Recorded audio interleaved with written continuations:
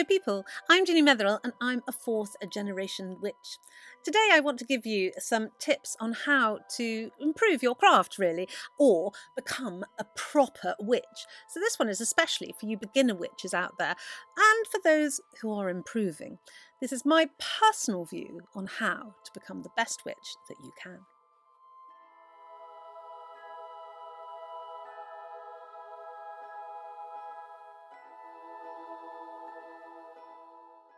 Ivy's decided to join us today.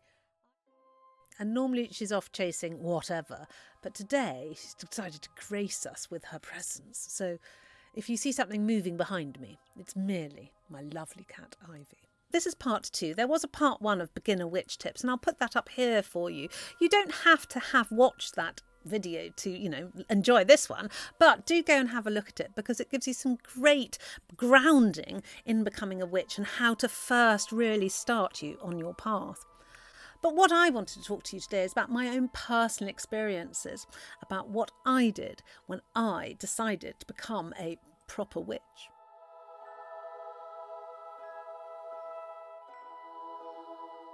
So my first tip is to ensure that you carve out enough time for your craft. We live in such a busy world, don't we? It's really difficult to find that time.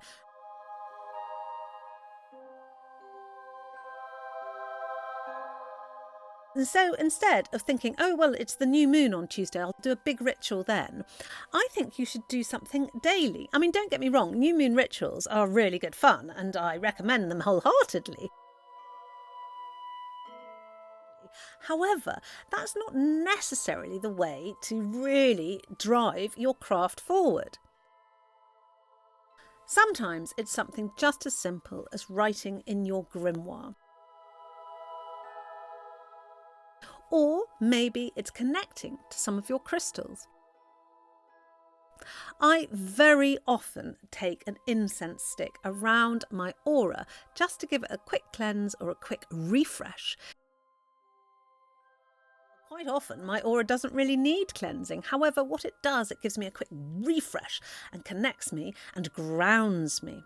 These are a minute practices that I think it would be really helpful to look at. And if you carve out a little time each day to do something, then you will really understand your craft so much better. It doesn't have to be a long, drawn-out process. Making a conscious decision to set aside something for you to do with intent.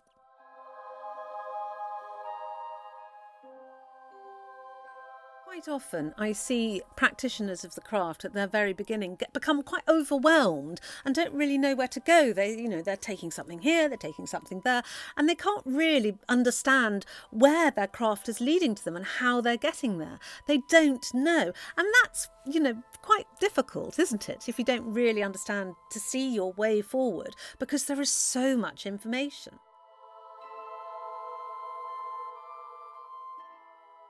So doing something as simple as connecting to a herb on a daily basis, or a crystal, or writing in your grimoire, or even just connecting with the moon and the sun or your altar is so important, because these just give you the space to understand where you're going and help with the overwhelming feeling of there is so much out there.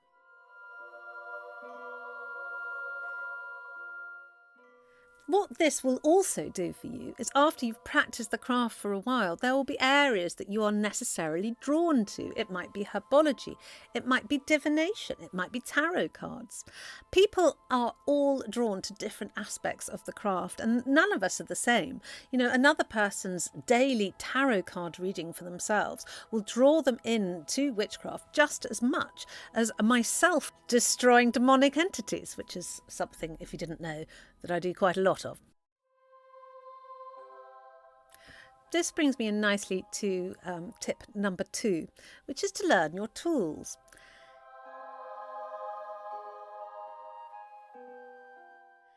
If you are very interested in herbology, for example, you might invest in a sickle or a special athame or a special pair of scissors. I mean, I've got Granny's special scissors that I use for quite a lot of work, of magical work anyway.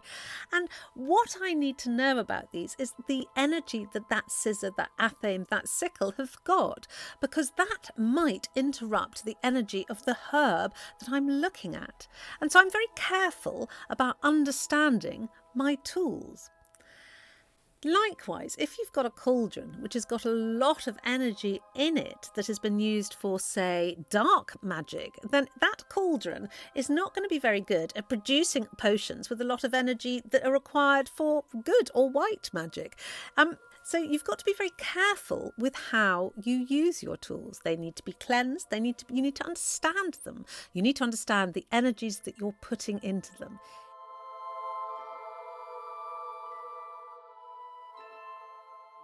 Now, I had a pendulum habit when I first got into pendulum dowsing, and I bought lots of them.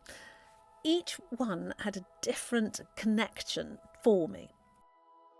Some were very good at finding lost things. Some were very good for connecting to spirit. So you can see that I need to know what those tools have and what they've got in order to use them purposefully and with excellent results in my craft.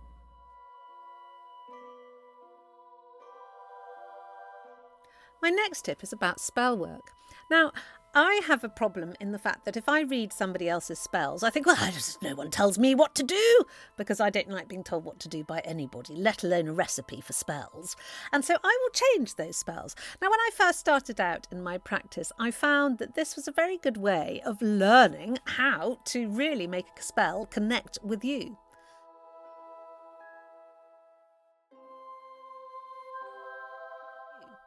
Magic works in mysterious ways. We don't often know how our spells are going to happen or how they're going to turn out. And so in order to understand this better, the best way is to practice them, is to write and do them. It doesn't really matter what spells you're doing, apart from, I would always say, only do spells for yourself or to help other people with their full permission. Otherwise, I think it's a bit ethically dodgy.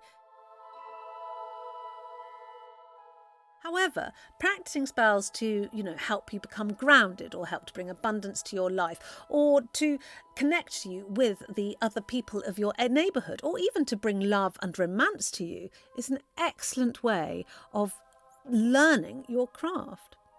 You can always change somebody else's spell because it helps you understand why they wrote it and how they wrote it in the first place. Your energy is your pathway to becoming the most magical person that you can, taking other people's ideas and other people's help and crafting them to yours.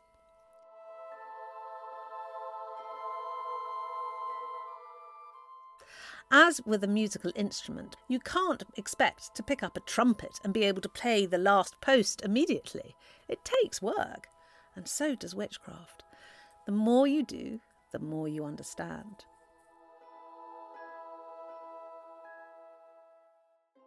I have now been practicing witchcraft for all my life, and because I practice witchcraft almost all day, every day, I learn something new every single day. There's always another aspect or another, way forward. I'm so immersed in this subject. It is my life's work being a witch. And I find there is so much more out there. I know a fraction of what's going on. And I know that I am very knowledgeable about witchcraft compared to so many other people.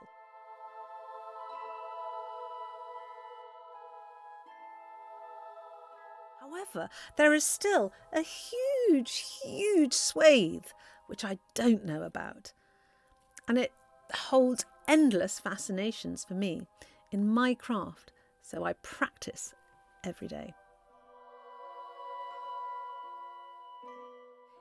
The thing about witchcraft is you actually can't do anything wrong. You've just done it differently. Ethically, you can do things that are wrong, but if you are practicing white witchcraft, so to speak, you actually can't really do anything wrong.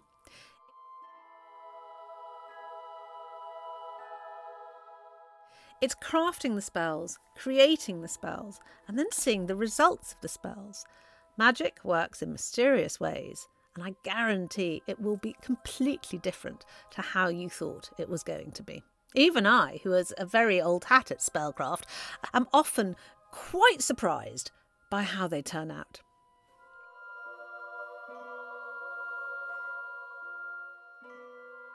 Lastly, the thing that I find that I want to share with people most of all is how much joy witchcraft gives me in my own personal life.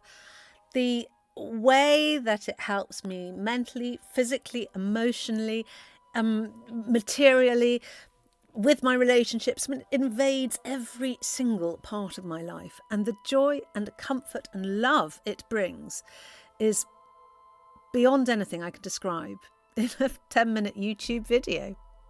If you actually want to learn more, I've got a great new course on Patreon at the moment. You can do it at your own pace, and my current set of students are getting so good. I'm so impressed. It just gives you a little grounding for you to go off and then become one of the best witches that you will. Go to patreon.com/Ginny Metheral for more details. Otherwise, please do like and subscribe. My channel has got lots of witchcraft content about all sorts of subjects and tips and tricks, and quite a lot of how to get rid of demonic activity. So have a look, and I will see you in my next video.